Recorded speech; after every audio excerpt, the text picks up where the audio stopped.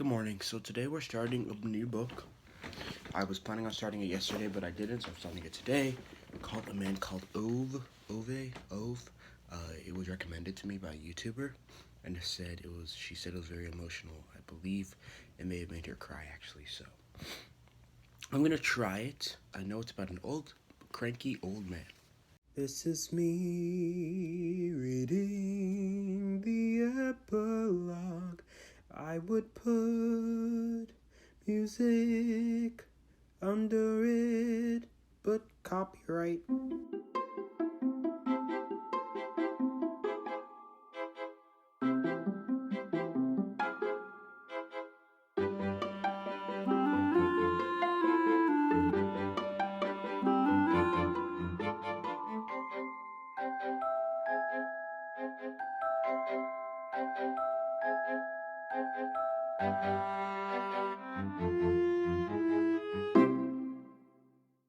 Hey, so in this clip, I will react to the book of A Man Called Ove, but before I do that, I went to the library and I just want to show you a couple of the books that I got, as in all of the books that I got.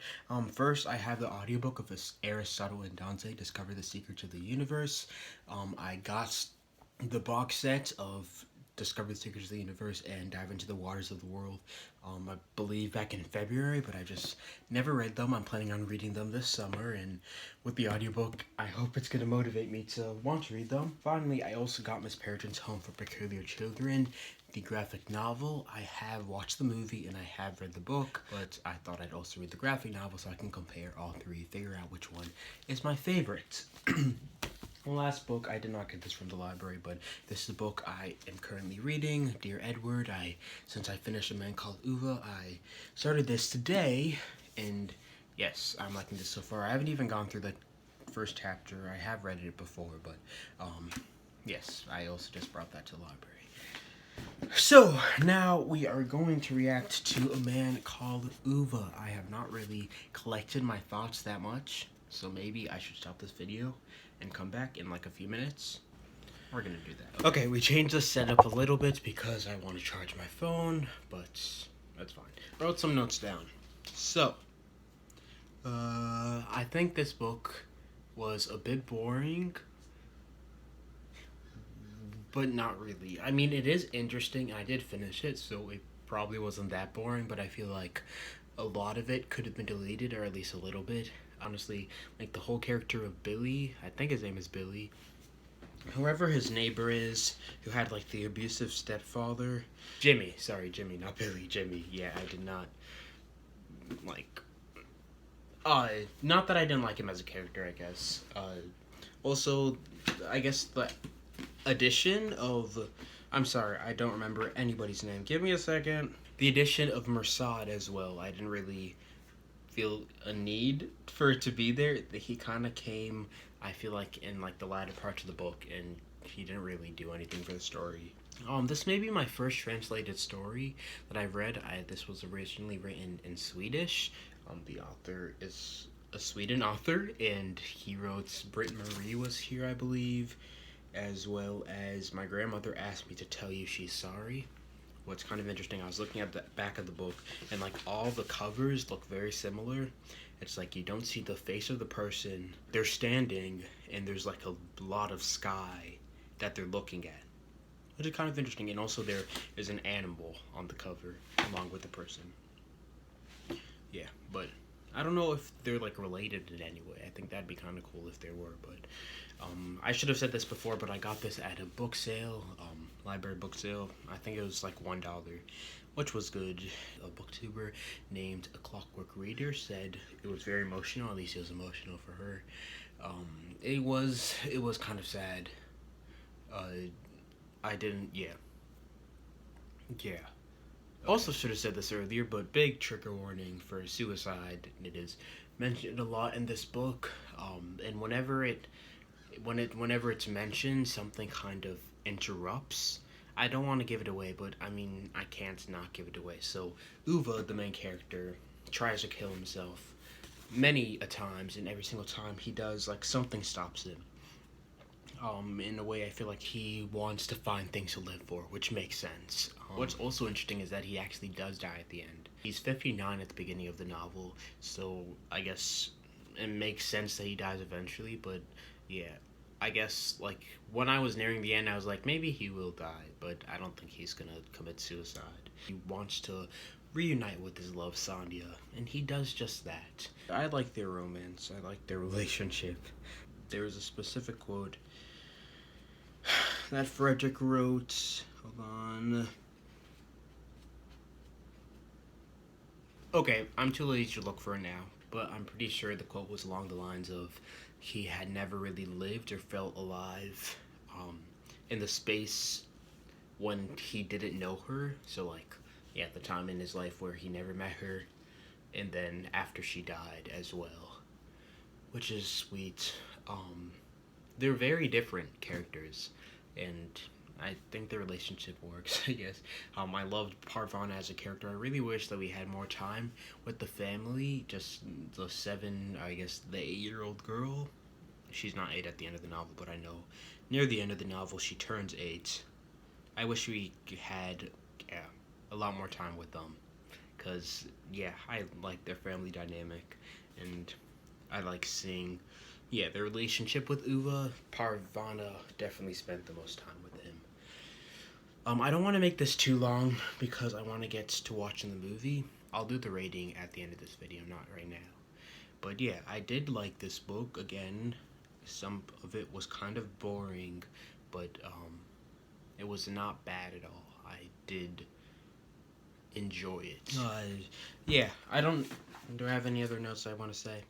I guess also a theme is generational differences. Uva really likes things being done a certain way, and I think everybody really like understands that. I think it's relatable for everybody. Like the way that you grow up, whether that's like in your family or just like the time period, definitely influences you a lot. And he's definitely surrounded by like younger people this whole entire time. Really, the only people that I guess are closest to his age are Rune and his wife that I can't remember the name of. I'm sorry. This kind of gives me vibes of the 5 People You Meet in Heaven, which I read during the school year. It got onto my list of books I really liked this school year. Not to my very favorite, but some similarities between the books are they have an old man main character and is focused a lot on death. It is, I guess, shown in kind of like dual timelines. It references the present as well as the past of the main character as well. The similarities really end there. The books are not the same at all, so don't let me stop you from reading the 5 People You Meet in Heaven, because it is way different. Well, yeah, I think I'm going to stop this at 10 minutes unedited. 15 seconds left. Oh, I just really want to watch the movie, really. I'm really excited. It is in Swedish, so I believe I'll just watch subtitles, because I don't speak Swedish yet. Okay, so now I'm going to watch the movie. It is available on Tubi, so you can watch it too, because Tubi is free. Not sponsored, but still free. And yeah, let's get to that.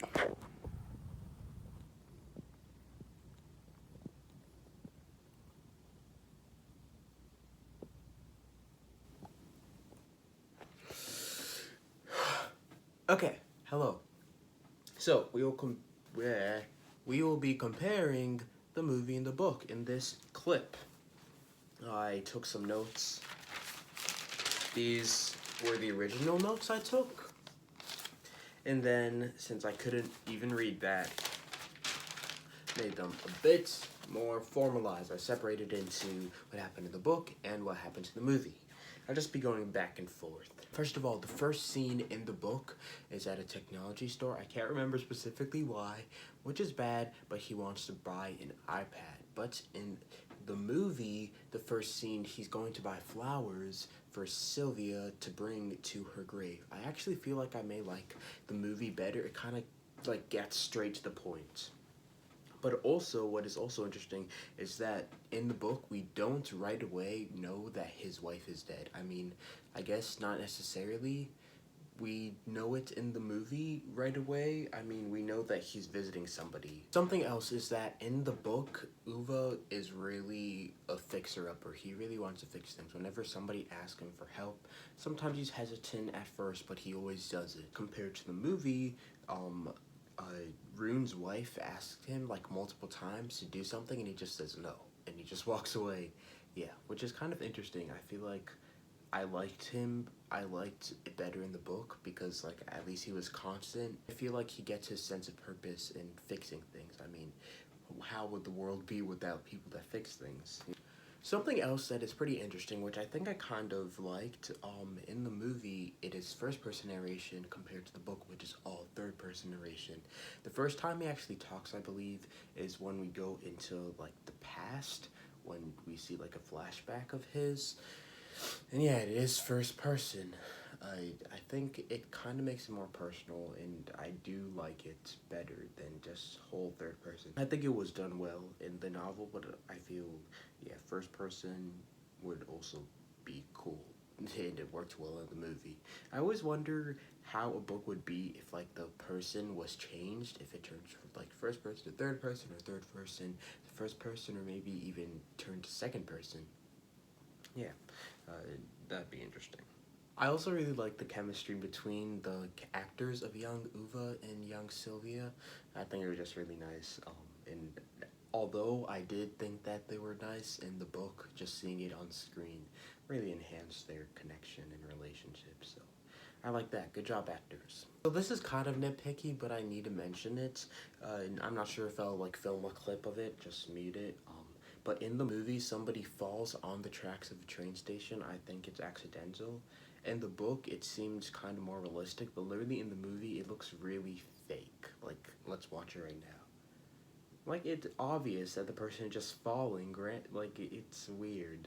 I don't like it at all. Yeah, but literally also, like, the amount of time between Uwe getting off the tracks and the train coming at him is, like, so small. Like, I feel like one more second he could have been, like, hit. Which is crazy. I also think they had a lot of, like, parallels between, I guess, trains. In one of the first shots of the movie, I believe, um, he goes on a train track and he, like, waits for the train to pass and then he goes. Um, and then obviously his dad dies from being hit by a train. Uh, and, and he also, right, when he was younger, he also was almost hit by a train and his father saved him. Yeah, so train is definitely like I don't know if the right term is motif in this movie. Although I think the actor of Uwe did a pretty good job, I guess I really have a more complaint with the screenplay or the screenwriter because I feel like Uwe is much more cranky and mean in the book. In the movie, he says please sometimes, and he thanks Parvana for, like, giving him the rice, and I just don't like that. I want him to be mean, at least meaner. I mean, yeah, by saying please and thank you, it just softened him up as a character, which I didn't like. Also, something kind of random, both about the daughters of Parvana. In the book, I'm pretty sure we only learn the eldest daughter's names, but in the movie, for some reason, they also give the younger daughter a name. I feel like I should know both of their names, so I'm fine with it. It's not that big of a deal, but I'm pretty sure we never learn it in the book, which is kind of weird. As well as, so in the novel, Uwe gives Parvana's daughter an iPad for her birthday, I believe her 8th birthday, but in the movie, he just gives it to her after Parvana's son is born. I definitely like it better on her birthday. The story is literally all about time and the passing of it. Maybe not all of it, but it plays a substantial role, and I feel like birthdays are an obvious example of passing time. But I do like how they handle it in the movie. He says something along the lines of, I'm giving this to you because I know how it feels to just, like, feel not as important when somebody else comes along or whatever. So I do think it's realistic, but, like, I liked it better in the book. Also, I just realized, like, Sylvia's father is not even a character in the movie. Well, he was in the book. Yeah, he didn't play that much of a role, so I think it took me this long to acknowledge his absence, so it's not that big of a deal, I don't think. Something that I liked and also didn't like about the movie is that it felt pretty fast-paced, although it was like 2 hours long, 1 hour and 56 minutes, I believe, and there are credits. So I feel like because of that, the space between them blackmailing the white shirts to not take Rune away and Uva passing out is like really, really, really small in the movie, and it's like bigger, I'm pretty sure, in the book. I definitely liked it being bigger in the book. As I may have mentioned in the last clip, I feel like the novel was pretty long, but I feel like in this specific aspect about the space between Rune getting to stay in his house and Uva's, I guess, trip to the hospital when he's the person in the hospital bed definitely could have been longer in the movie. I'm not sure if this is really bad to like even let my mind go here, but I wonder in the novel, did Uva end up killing himself? I feel like in a way he just felt content. He got the family that he, I guess, was deprived of when he was younger, and he has friends in his neighborhood, so like did he think that was enough? Because it's never really classified, and I find it kind of interesting how he wrote a letter to Parvana like the day that he died. So, but thinking about it, in the movie he also did write the letter, and it said specifically in the movie that his heart was just too big. He wrote it in the letter, and he said, "I didn't do anything silly. My heart was just too big," as the doctor said. So, yeah. Also, so recently, one of my favorite TV shows, This Is Us, ended its 6th season, and that's the final season of the whole series. And I realized one of the last shots in A Man Called Uva, the movie, shows Uva waking up on a train and seeing his wife. And the second to last episode of This Is Us, called The Train, is basically the same thing. We see Rebecca going through a train, seeing a lot of people that were affected by her or affected her, and at the end of the train, she sees her dead husband. They aren't that similar, but they kind of are. I like both of them, so it's fine, but like that does seem similar, and A Man Called Uva did come first. Just a disclaimer. Okay, so I think I'm ready to wrap this up. Final thoughts about the movie, then I'll just do final thoughts about the, I guess, story in general, the book and the movie. The movie was good. I liked it. It looked very nice. I think the actors were all good, Parvana especially, because, I mean, Parvana, how can he not be great in any adaptation? I actually found out that this movie was nominated for Best International Film as well as Best Makeup and Hairstyling at the Oscars a few years back, I think 2014 maybe. Yeah, that's pretty cool. Something else I kind of want to mention about the book more, I guess, which I like didn't really connect the dots to earlier when I filmed that. Uva goes to the hospital so many times through the novel. I believe it just 4 times. And when reading it, I was like, okay, he's going to the hospital again, really? Is this really necessary? I feel like that was done on purpose. He's going to a place where people go when they're unhealthy in some way or another. So I kind of feel like multiple times he gets closer to death in a way through his suicide attempts as well as going to the hospital. I also realized that in the book, it's kind of like a full circle moment at the end of the novel because he's going to buy an iPad again, cannot remember why, but also at the end, he buys an iPad for Parvana's eldest daughter as well as somebody, I cannot remember. Let me look. So it's not a direct full circle moment, but basically Parvana is showing a young couple, Uva and Sonya's house, and the man is cranky, and he says that he drives us up, and that's how the whole novel ends. So in a way, it just circles, it connects, it continues. Yeah. Give me a second just to think about anything else I may want to think about.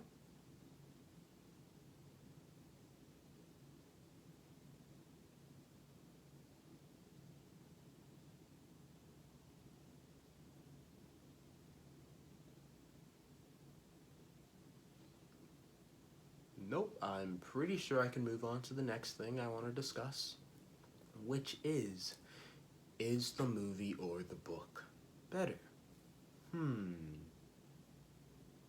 I would say that's the movie was better. I like movies a lot. I'm very interested in video production and editing, so I can't help but like the movie better. But I'm thinking of a specific movie that I watched for the series, which I did not like at all. At least I liked it much less than the book, so that's not true all the time, but for this specific example, I did like the movie better. It was definitely more engaging to see it all in front of you, like the story, and it was only 2 hours long. The film was better. What else can I say? As for the book, what do I remember this for? It's gonna always probably give me the 5 People You Meet in Heaven vibes. I guess my first translated, I'm pretty sure, potentially one of my first translated texts. This was in Swedish, and then it was translated to English. Oh, also, I meant to mention, the words "as if" are potentially the most common word in this whole entire book, outside of, like, I guess, Uva and Parvanda. It says "as if," I'd say, definitely, like, twice every chapter. Which I didn't really like, but okay. It was pretty funny, actually, sometimes. Like, when it was funny, and it made me laugh. It wasn't the funniest book I've ever read, but, like, it just, you can't help but laugh, really. And the rating, I would give it, let's say, an 8.5 out of 10. I would give it higher, but it was kind of boring sometimes. I didn't feel like it had to be as long as it was. Thank you for joining me in this first video in the series where we compare the book to the movie. I will see you soon, potentially, hopefully. The next book and movie I'll be comparing is Miss Peregrine's Home for Peculiar Children. I've actually filmed that video already, I just haven't edited it, so I'm gonna go do that probably right now. So yes, thank you so much for watching, have a great day, and yep, see you later, bye.